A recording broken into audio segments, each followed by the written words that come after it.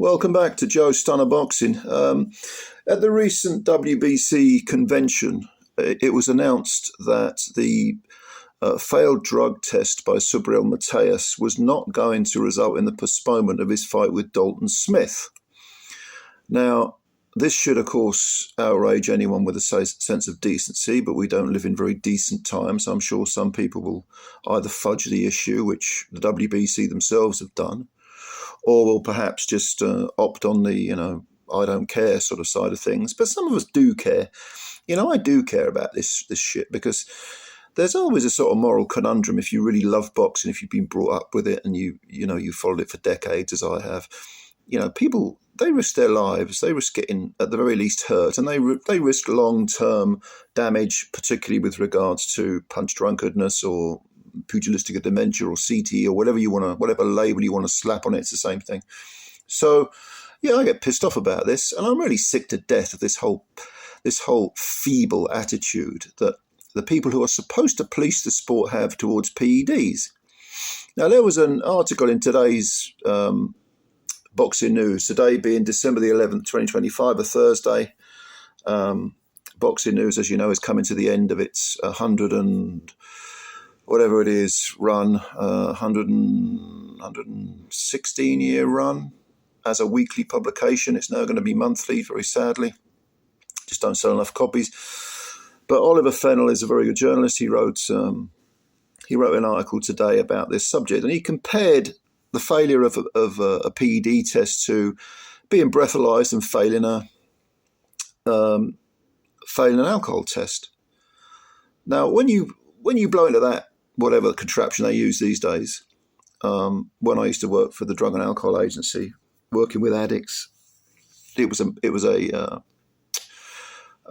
electronic thing. You put a white spout on it, you blow into it, and it reads your alcohol level. Okay, once that's done, the argument's over. There's none of this. Well, is it contaminated? Did someone spike my drink? I thought I was being offered a non-alcoholic drink, and it turns out it was alcoholic. Oh, it's not really my fault, is it? No, it's none of that bollocks goes on. It's a case of you got nicked, and as of now, you're not driving a car. And in fact, I don't know whether anyone has ever got off a negative test. I do know one bloke who he had a drink. He was under the influence, definitely, but he was asleep in a parked car in the passenger seat, and because the keys were in the ignition, even in the passenger seat, he had no intention of driving the car. They breathalyzed him and banned him. Coppers just happened to see him get into the car. He got his head down. Because the keys, his mate's keys were in his mate's car and the ignition. No, you're nicked. So they're that strict about it. In boxing, we go right the other way. Maurizio Suleiman, who, my God, it's a video for another time. I won't go into a rant. But, he talks about the safety of fighters and so on and so forth. And, how we have to be very, very careful, and how the WBC, will never allow 3-minute rounds for women, for example, because, it's too dangerous. But he's quite prepared to accept some sort of facile, completely unbelievable argument about someone failing a PED test and let them fight someone else in a boxing ring. The hypocrisy, it's almost satirical. It's almost beyond satire. It's certainly laughable, or it would be laughable if it wasn't so offensively dangerous. But look, as far as I'm concerned, if you get nicked, that's your lot. We need to be as strict with PED tests, with punishing people who fail PED tests, as, again, to draw a straight up analogy, with the failed alcohol test if you're a motorist. Why are there such strict rules for motorists? Because you're getting into a 2,000-pound tin missile and you're firing it down a motorway at other people. And we've all read stories about, children being killed, families and being, innocent people being crippled or killed in car accidents because some cunt couldn't resist having a an alcoholic drink and then jumping into a car and, some fucking boy racer or girl racer or whatever. These people make me sick, all right? And they should serve extremely long custodial sentences for manslaughter. I suppose you would call it manslaughter, wouldn't you? But of course, we live in feeble times. Certainly in the UK, the law is well, toothless, and I wouldn't blame the foot soldiers of the police. I mean, they're sort of overworked, probably underpaid. I remember having a conversation once with this is when I worked for the Drug and Alcohol Agency, but this lady, she was 27, maybe 26, 27, I suppose, young copper. And I said to her, what made you want to become a police officer? And she said, I like the idea of helping people. I believe in law and order. And she gave me some pat answers. And I said, so how much time do you spend, doing functions like we were doing? We were going around like trying to help the homeless people in the city where I live. All right. And there was her, another copper, and me. At the time I worked for the homeless outreach team. We were going around, and I said, how much time do you spend doing things like this and actually being in the office and doing paperwork and tapping away on a fucking keyboard and adding shit onto databases?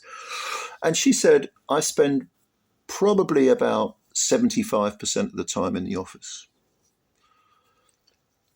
So someone who joined the police force with good intentions, and let's be honest, not everyone does join the police force with good intentions. There's a lot of bad coppers out there, there's some very good ones as well, and they are the unsung heroes. But you've got villains for every saint, you've got a villain, haven't you? Or you've got a demon. But yeah, where was I going with this?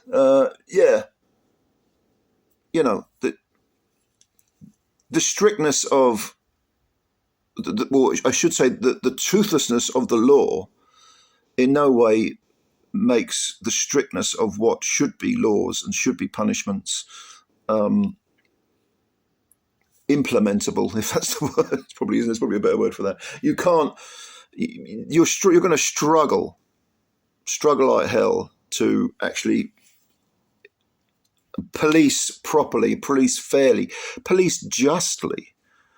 But in boxing, the ruling bodies have that ability. They could make those decisions, and they don't. So you've got Murtse Suleiman, who is a president for life or whatever it is. And I mean, he gets elected every now and then, but he's got no opposition. And if you go back to when I was a young man, which is several decades ago, his father, Jose Suleiman, ruled the WBC. And there are all sorts of shenanigans going on then. It's not like the father was a saint and the son's a demon. Oh, no, quite the opposite. The apple don't fall far from the tree, as the saying goes. But what you're going to get is, you're going to get people, it's not just the WBC, of course, I'm picking on them a little bit, but they have the ability to police this sport as safely as possible. And yet they allow people who fail PED tests to essentially get away with it. And Matias, I mean, yes, we can talk about Subriel Matias, but the same is true for God knows how. I mean, where do you want to start? Conor Benn is the obvious example. Conor Benn, by the way, was never cleared. Never cleared. Don't believe any of the bullshit that comes out of Eddie Hearn's mouth. Normally Hearn, I can just sort of dismiss him with a wave of the hand as a sort of used car salesman, double glazing salesman preying on pensioners, like he did when he first left college or school or whatever it was. But this really pisses me off. For him to sort of bleat about how Conor Benn's a living legend and, you could see, if you've seen him behind the scenes, he failed 2 PED tests, you prick.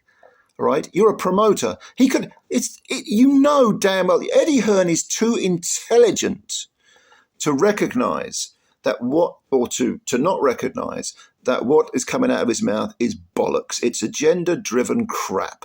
Okay? And if you say, you're picking on Conor Benn, all right, Tyson Fury. All right, I'm picking on Fury, am I? Am I offending the Fury fanboys? How about Canelo Alvarez? Oh, maybe I'm picking on, Mexico's, greatest fighter or whatever it is that his fanboys call him. I'll tell you what, I will pick on the fighter that in my lifetime, and I'm 58 years old, is the best I've ever seen. Roy Jones Jr. He failed a PED test, all right? And that's always going to be a black mark against his legacy, even though I concede that he is the greatest fighter I've ever seen in my lifetime, ever. He should have been banned. He should have been banned for 5 years for a first offence or whatever rule you want to put on it. You get banned. You get punished. What you don't do is we don't furrow our brows and stroke our little beards and say, well, I don't know, we'll give you the benefit of the doubt. Oh, well, that's what it was. It was a oh, I see. Okay, someone spiked your drink, did they? Oh, you didn't realise. Okay. I'm sick of that shit. I'm just sick to death of that shit. Boxing is a highly dangerous sport, if indeed you can call it a sport. I prefer the phrase Western martial art, but then maybe that sounds a bit pretentious for you. So if you want to call it a sport, call it a sport. But I'm sick to death of fighters being put into further jeopardy, very often by people, whether it's promoters like Hearn, and he's not the only one. All the promoters are pretty much the same. Very often self-appointed leaders of the supposed arbiters of the sport, whether it's the WBC, WBO, IBF or WBA, all the things, all the shenanigans they get up to, whether it's them, I don't care who it is. I'm sick to death of those people jeopardizing fighters even further and doing the sport a disservice, because ultimately it should be safety of the fight. I know it's a dangerous sport. I know you're never going to make it totally safe. I know by its very nature it's unsafe. But what you don't do is you don't allow people to cheat. And this is what PED users do. They cheat. Don't fudge the issue. Don't get all mealy-mouthed about this shit. If you get nicked, you're nicked. You get punished. Okay? And then we can get into the conversation of what's suitable for a first offence. 3-year ban, 5-year ban, I don't know. Whatever. We'll have that argument later. But what we don't do is we don't roll over and have our little tummies tickled by people who are actually laughing at us behind our backs, deservedly so. Anyway, that's my little rant for today. Whether you agree or disagree, leave your comments below. And thanks for watching the vid. As always, hit the like button if you like the vid. Hit the dislike button if you disliked it, that's no problem. And subscribe to the channel if you're new, because we've got plenty more for you coming right at you in the not too distant future. All right. Enjoy the rest of your evening, ladies and gentlemen. I'll catch you later. Bye for now.